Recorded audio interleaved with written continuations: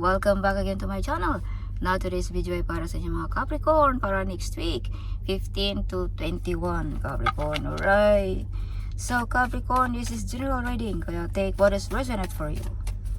Alright, so Capricorn, universe, what is your message for Capricorn? Capricorn, kung ikaw ay bago sa aking channel, huwag kalimutan i-subscribe mo na at i-click mo na rin ang notification bell para laging updated. Alright, yes, so universe, show me what is your message for Capricorn para next week. Ano ang mga dapat malaman ng mga Capricorn?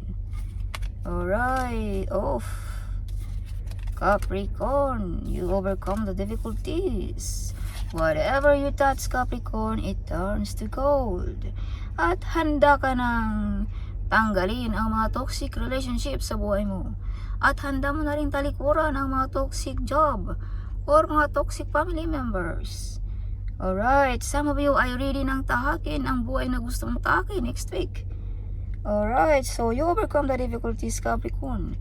At may mga new financial coming para sa mga Capricorn next week. At may mga blessings na paparating na galing ng ating universe. If you can see Capricorn, this is blessings na galing ng ating Panginoon. If you can see the dove is the messenger of God. So ito'y dapat ninyong malaman, Capricorn. Alright. At kung ikaw naman ay nakapunta sa aking video, abay, this is not accident na napuntahan mo. Okay, ito'y sadya. Ito'y sadya talaga na makikita mo ang video ito, Capricorn. Alright. Yes, so Capricorn, may mga umaapaw na blessings, umaapaw na kasiyahan next week. Wow, some of you ay magkakaroon ng sasakyan. Some of you ay i-upgrade ang iyong sasakyan. Some of you ay victorious next week. Yes, kaya medyo na-stress ang ating mga hiding enemies dito, no? May mga jealous person dito, Capricorn, na medyo hindi katulog at na-stress sa mga success na marating mo next week. Okay. So Capricorn, God our Father is with you. You're very close ng ating Panginoon. Mapagmahal ka, maawain ka. You're very close ng ating mga ancestors at ng ating angels guide, Capricorn. Yes. Kaya you are always protected, Capricorn. You have also Archangel Michael, Capricorn, no? Na laging nasa iyo lagi, Capricorn. So some of you mga Capricorn ay may mga kasunduan next week din. Kung ikaw ay single, may mga soulmate. Alright, napaparating sa buhay mo, Capricorn. Yes. So some of you ay protected ng ating mga Archangel. Alright, yes. So Capricorn, may father figure dito na medyo nagagalit sa inyo. Nainis at hindi nakatulog, na stress dahil sa mga blessings na nakakamit mo next week. Yes. Dahil nalampasan mo ang mga pagsubok, Capricorn. Alright. Yes, so maraming plano mga Capricorn din next week, no? Yes, so kung ano man din ang iyong itinanim, Capricorn, ikaw lang din ang mag-aani niyan. Kaya huwag tayong gumagawa ng mga masasama dito sa mundong ito, Capricorn. Alright. Yes. So Capricorn, may lagi nakatingin sa mga Capricorn. Sa mga Capricorn ay may mabibigat na responsibilidad na gagampanan next week. Some of you ay ma-promote ba sa trabaho. Some of you ay may negosyo, something mabibigat na mga responsibilidad, no? Yes. So some of you ay may nakatingin lagi sa inyo mga Capricorn. Alright, so ang energy ng Capricorn din next week ay prosperity and abundance, balansi ang energy din ng mga Capricorn. So some of you ay medyo masagana ang buhay ng mga Capricorn next week. Makilala ang mga Capricorn din. This is public recognition. Yes, maparangalan ang mga Capricorn. As I've told you, may mga promotion, may mga something mabibigat na responsibility dito, Capricorn, next week. Yes, some of you ay makilala, you become famous. Yes. Kung ikaw ay single, makakahanap ka ng katulad mo rin na kilalang kilala. Kung ikaw naman ay may asawa na, something damay-damay na rin, no? Makilala na rin ang iyong asawa. Okay. Yes. So Capricorn, as I've told you, maraming nakatingin sa inyo all over the world. Alright. You are the one broke the curse of your family next week. Alright. Some of you ay magta-travel next week. Oh, OMG. See? Star. You become star, Capricorn, next week. You shine like a star. Yes, as I've told you, you become famous. Makilala ang iyong pangalan next week. Yes. So, some of you you are the center of attraction next week. Something may okasyon ba, no, na maimbitahan ka or may mga kung ano man yan, no? Something na ikaw ang nagdadala ng center of attraction there, no? Sa mga kasiyahan na ito, Capricorn. Alright, some of you ay maparangalan, no? Kaya center of attraction ka, no? Nasa iyo lahat ang nakatingin ng tao.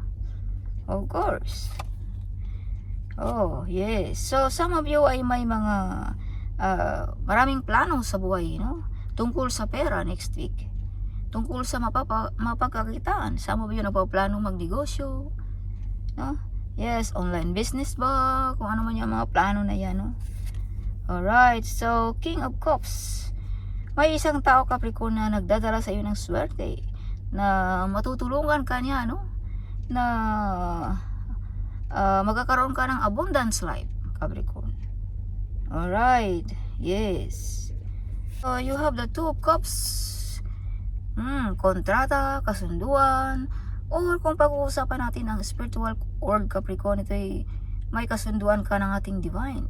Some of you ay binigyan ng tadhana or power or healing power na makapanggamot ka, Capricorn. Alright. Some of you ay may soulmate na paparating sa buhay nyo kung ikaw ay single.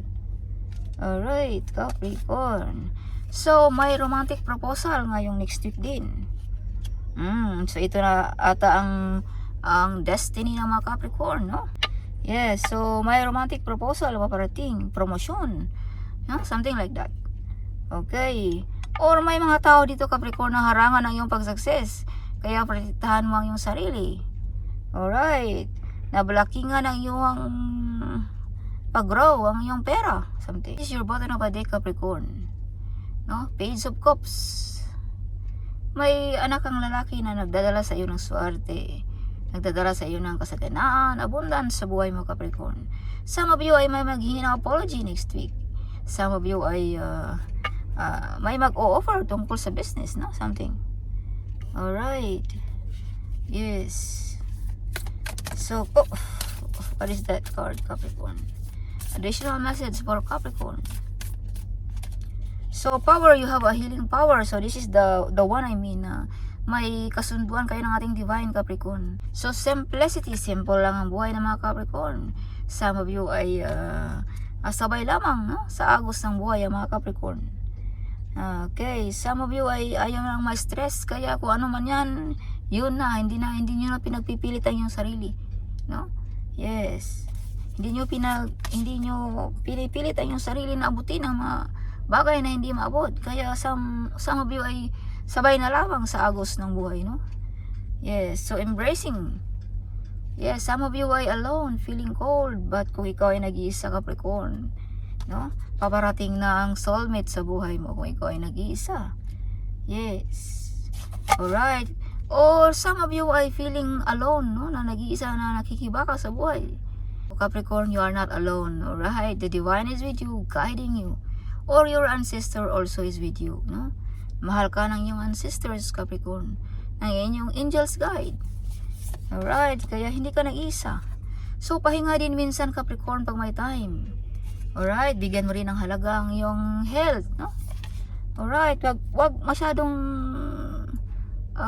magtrabaho, Capricorn. Alright, so you have the forgiveness card. So, may maghingi ng sorry next week. Or, pwede din ikaw ito, Capricorn, no?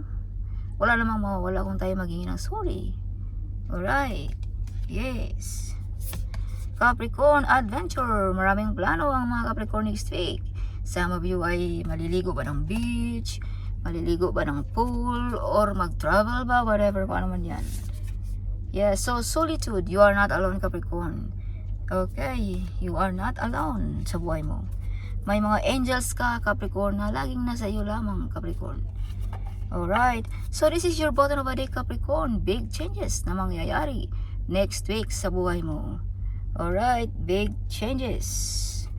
Sa mga Capricorn, malaking pagbabago at big transformation. See?